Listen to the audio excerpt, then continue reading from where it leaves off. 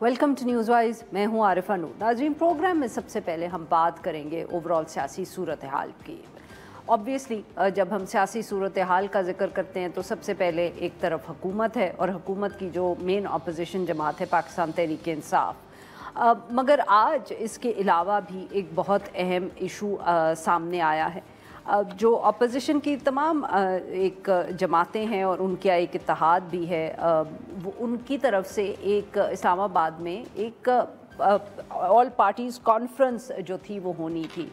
जो ये नया अपोजिशन का इत्तेहाद बना है, उसके जो वाइस चेयरमैन हैं मुस्तफ़ा नवाज़ खोखर साहब, और वो इसको सारे को ऑर्गेनाइज़ कर रहे थे। अभी थोड़ी देर पहले उन्होंने ये बताया कि जिस होटल में उन्होंने ये सब बंदोबस्त किया था कि कल वहाँ एक कॉन्फ्रेंस होगी, उस होटल इंतज़ामिया पर दबाव डाला जा रहा है कि अपोजिशन की वो कॉन्फ्रेंस ना होने दें। ये पहली दफ़ा ऐसा वाक़या नहीं है।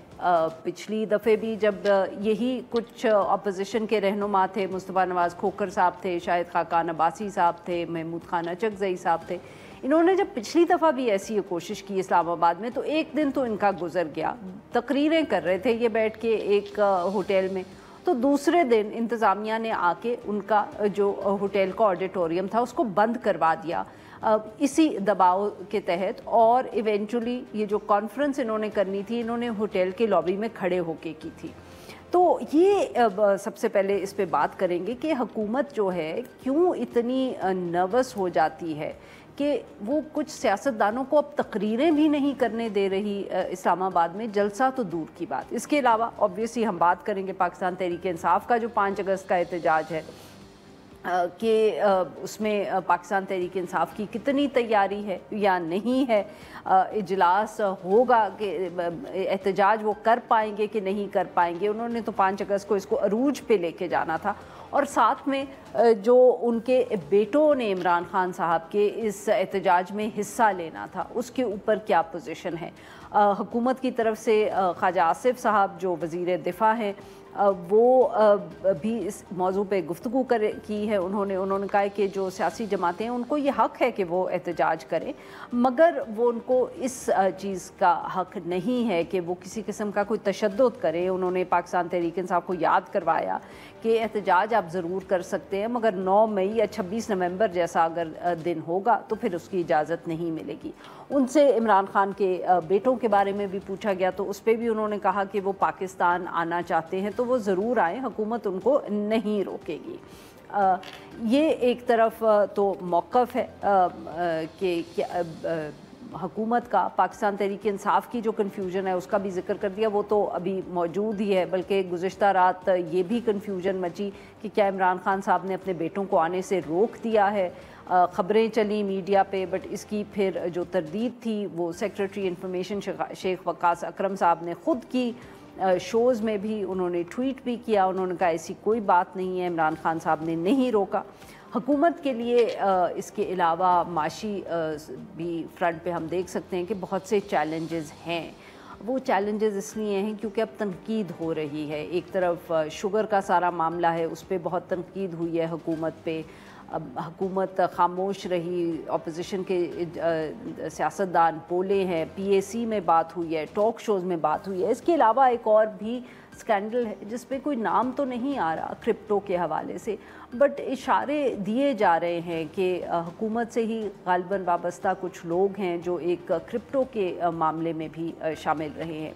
इन सब इश्यूज़ पे बात करने के लिए आप साथ मौजूद हैं कैसर अहमद शेख साहब, वफाकी वज़ीर हैं सरमायाकारी के, और हमें ज्वाइन किया है शेर अली अरबाब साहब ने, रुकन हैं कौमी assembly Pakistan Tehreek Insaf. Welcome to the show gentleman.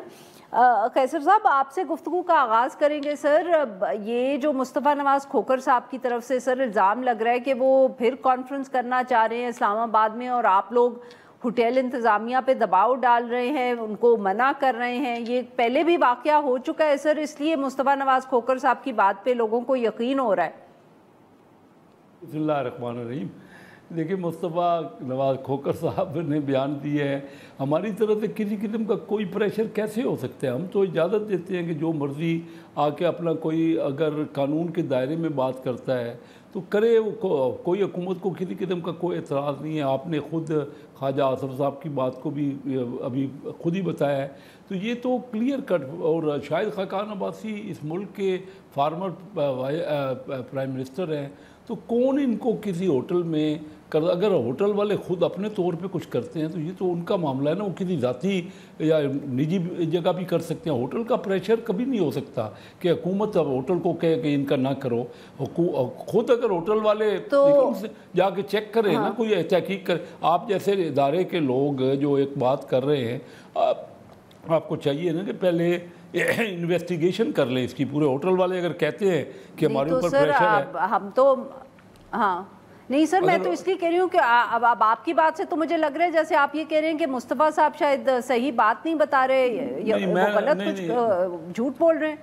मैंने किसी को ना कोई गलत कहा ना कोई बात। मैं तो ये कहता हूँ होटल वाले कंफर्म करें ना, जिनके होटल की बात है कि प्रेशर उनके ऊपर। मुस्तफ़ा साहब जो साहब खुद तो ये नहीं कह रहे ना कि उनके ऊपर कोई प्रेशर हुआ है, वो तो कह रहे होटल वालों के ऊपर प्रेशर है। तो अगर ये बात होटल वाले ना कहें, मुस्तफ़ा खोकर साहब जो बात कर रहे हैं, तो होटल वाले ना कहें तो क्या कैसे साबित होगा? ये तो इसका मतलब है वो करना नहीं चाह रहे। छोटी सी वहाँ मीटिंग होनी है, यानी कि मुस्तफ़ा साहब ये करना नहीं चाह रहे मीटिंग। मैं तो ये बात करना से तो ये इंडिकेट हो रहा है, मुझे तो नहीं अंदाज़ा कि वो को, तो ना मैंने उनसे पूछा है, लेकिन जो होटल वाले अगर तरदीद करें तो उसकी बात की तो अहमियत है। अगर वैसे कोई कह दे कि होटल वालों पे प्रेशर पड़ रहा है और होटल वाले ये बात कंफर्म ना करें, तो किस तरह ये हो सकता है कि होटल पे प्रेशर पड़ रहा है? सर ये क्योंकि पिछली दफ़े भी हुआ था ना सर उनके साथ, आपको शायद याद होगा, वो कर रहे थे और ऑडिटोरियम को ताला लगा दिया गया था और अपोजिशन के ये सब लीडर्स, आप साबिक वज़ीर आज़म शाहिद खाकान अब्बासी साहब, महमूद खान अचकज़ई साहब, ये सर लॉबी में खड़े रहे और इन्होंने वहाँ तकरीरें की। तो ये माजी में सर हो चुका है और आपकी हुकूमत में ही हुआ था। देखिए ना, लॉबी में जब वो खुद खड़े रहे और तकरीरें की तो कर ली ना, होटल में ही की ना, होटल की लॉबी थी ना। तो कोई मना अगर करना होता होटल ने, तो वो अगर किसी हाल में नहीं करने दिया तो लॉबी में क्यों करने दिया? बहरहाल ये कोई इतनी बातें अहम नहीं है, मैं समझता हूँ कि इतने हम हाईलाइट इसको करें। होटल वाले अगर खुद कन्फर्म करते हैं तब तो इस बात की कोई अहमियत है। जी बिल्कुल ठीक। शेर अली अरबाब साहब, सर आपने सुनी कैसर अहमद शेख साहब की बात, वो कह रहे हैं कि ये कोई इतनी अहम बात नहीं है। पता नहीं सर आप पिछली दफ़े मौजूद थे कि नहीं जो कॉन्फ्रेंस हुई थी और जिसमें ये वाक़या पेश आया था। बाकी तो अब हम कल ही हमें मालूम होगा कि क्या हुआ। देखें, बिस्मिल्लाहिर्रहमानिर्रहीम, कैसर अहमद शेख साहब इंतहाई नफीस आदमी है। आप उनसे ये सवाल मुश्किल पूछ रहे हैं। यकीनन इनकी ना ख्वाहिश होगी और ना इनका कोई अमल दखल होगा कि ये कॉन्फ्रेंस ना हो। बेसिकली ये सारी जो चीजें हैं, it is just to create problems. और जो एक जो मुहिम चल रही है जमहूरी, उसको जो है उसको खराब किया जा सके। मेरा अपना ये भी ख्याल है कि यहाँ पे कुछ जो अफराद हैं कुछ एक आध इदारे में, वो चाहते हैं कि केओस क्रिएट हो, बिकॉज केओस के अंदर जो है वो मकासद पूरे बीच में से निकाले जा सकते हैं। तो ये बहुत अनफॉर्चुनेट बात है कि एक सीधी सादी प्रेस कॉन्फ्रेंस या एक कॉन्फ्रेंस जो है उसको भी जो है रोका जा रहा है। मतलब है कि बेसिकली उस हद तक चीजों के लिए ले जाया जा रहा है कि उसके बाद ये सिस्टम क्या हर एक चीज कोलैप्स कर जाए। बिकॉज नुकसान किसका होना है? नुकसान आवाम का होना है और नुकसान सियासतदान का होना है। वो मैं भी हूँ और वो ये कैसर अहमद शेख साहब भी हैं। सो ये जो सॉरी स्टेट ऑफ अफेयर्स हैं, ये मजीद इस तरह मेरा नहीं ख्याल के चल पाएंगे। There has to be some kind of a stop to this. और ये जो हम 5 अगस्त को एक तहरीक कर रहे हैं, उसके बाद इसका आगे मजीद का अमल देंगे। दैट इज स्पेसिफिकली कि ये जिस तरह की इस मुल्क में चीजें जा रही हैं, जिस तरह वो लोग जिनका सियासत से कोसों दूर कोई काम नहीं है, the way they are calling shots and not even assuming responsibility, only enjoying power and authority, ये चीज इस तरह मजीद नहीं चल सकती। अच्छा शेर अली अरबाब साहब, सर आपने कहा कि हम अगला लाहे अमल 5 अगस्त के बाद देंगे, तो सर इससे पहले तो अलीमा खान साहिबा और पता नहीं कौन कौन हमें बताते रहे कि 5 अगस्त यानी कि 5 अगस्त को तो आपकी जो मुहिम होगी वो पीक पे होगी। अब आप कह रहे हैं कि 5 अगस्त को हम अगला लाहे अमल देंगे, तो सर अब 5 अगस्त तक हम नहीं, ये मैं देखें बेसिक मैं लेट मी एक्सप्लेन जी। 5 अगस्त जो है वो हमारी जद्दोजहद की पीक बिल्कुल है, लेकिन इसका ये मतलब नहीं है कि बस पीक पे पहुंच गए और उसके बाद हम रुक जाएंगे। We are going to, sir फिर आप फेज 3 पे चले जाएंगे ना इस्लामाबाद में? कोई फेज नहीं है, पीक होती है ना तो you sometimes you have to sustain the peak. Qaiser साहब, बट अब जो ख्वाजा आसिफ ने कहा, क्या हम समझें कि वो हुकूमत वाज़ेह हुकूमती पॉलिसी है कि आप लोग एहतजाज करने देंगे 5 अगस्त को पाकिस्तान तहरीक इंसाफ को, और वो एहतजाज सिर्फ पेशावर में नहीं बल्कि पंजाब में भी हो सकता है? मैं तो आपको देखें ना, वाज़ेह तौर पे कहता हूँ कि हुकूमत की कोई पॉलिसी नहीं, ना आज तक कभी ये कैबिनेट मीटिंग में डिस्कस हुआ, ना हमारी किसी मीटिंग में हुआ। अब ये तो एक आइन के तहत वो अगर कोई काम करता है तो उसको कौन रोकेगा, किस लिहाज से रोकेगा? उनके पास अदालतें खुली है, उधर जा सकते हैं। अब वो किसी को अगर कहें कि सब इदारे भी ठीक नहीं है तो ये बहरहाल उनका पॉइंट ऑफ व्यू, मैं उसको कोई बात नहीं करता। लेकिन मैं ये कहता हूँ कि देखिए ना, 5 को इन्होंने कहा था और फिर कासिम और सलमान जो इमरान खान के बेटे हैं उन्होंने भी आना था, उनकी वालदा ने मना किया या इमरान खान ने मना किया, यानी उनके अपने बच्चे तो ना आए लेकिन दुनिया बाकी लोगों के बच्चों को ये पीक पे पहुंचाना चाह रहे हैं। तहरीक जो है वो दूसरे बच्चों के लिए कोई किसी को फिक्र नहीं है, अपने बच्चे तो उन्होंने मना कर दिए, जो कि अमेरिका भी होके आए और वहाँ भी उन्होंने कोशिश की, उनका राइट है, वो आएँ अपने बाप से मिले और कोई तहरीक में हिस्सा लेना तो वो भी उनका राइट है।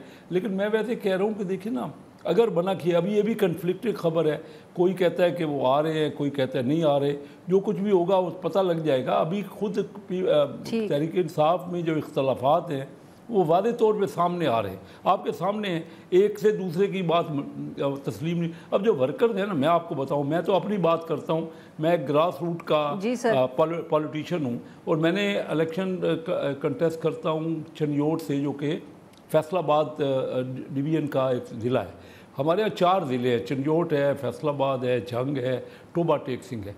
इसमें से कोई 18 MNA की सीटें थी, तकरीबन सारी इन्होंने जीत ली हैं और इनके बंदे बैठे हैं वहाँ कौमी असम्बली में। लेकिन अब वहाँ से कोई मेरे 3 सीटें सिर्फ मुस्लिम लीग ने जीती, 15 सीटें इन्होंने जीती। अब कोई वहाँ पे इनका सारा वोट तो इनको है, मैं कहता हूँ कि 8 फरवरी को इनको सपोर्ट मिली है। अब तहरीक अगर चलानी है तो वहाँ से लोग आने चाहिए ना, मैं देखता हूँ वहाँ से कोई निकलता ही नहीं है। नाज़रीन, यहाँ पे लेंगे एक छोटी सी ब्रेक।